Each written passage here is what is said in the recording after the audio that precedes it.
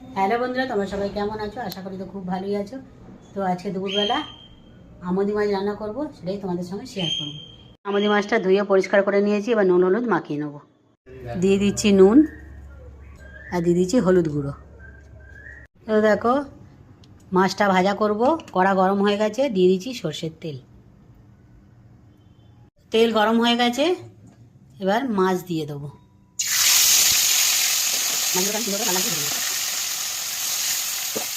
মাছগুলো এবার আমি উল্টে দেবো। তো দেখো, মাছগুলো ভাজা হয়ে গেছে, সব মাছগুলো এরকমভাবে আমি ভেজে নেব। তো মাছগুলো ভালো করে তো ভেজে নিয়েছি সব। এবার দিয়ে দিচ্ছি ওই তেলেই কালো জিরে। এরপরে দিয়ে দেবো পেঁয়াজ আর কাঁচা লঙ্কা কাটা। ওর সাথে সাথে দিয়ে দেবো আলু আর পেঁয়াজ কালি, সাথে ভাজা করে নেবো আমি।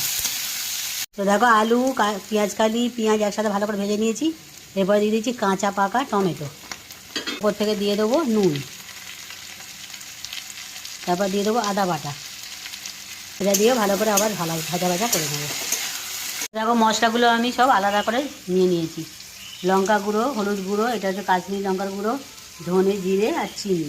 এইটা এখন দিয়ে দেবো। মশলাটা দিয়ে আবার একটু ভালো করে কষিয়ে নেবো। সমস্ত তো কষিয়ে নিয়েছি, এবার দিয়ে দেবো জল।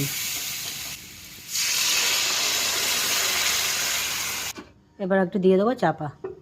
তো চলো একটু খুলে দেখি কেমন হয়েছে।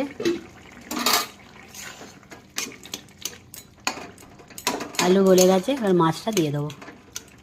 মাছটা দিয়ে দিচ্ছি, আবার একটু চাপা দিয়ে দিলাম।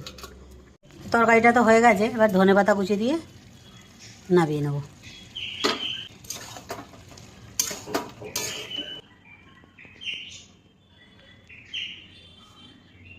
Coming soon.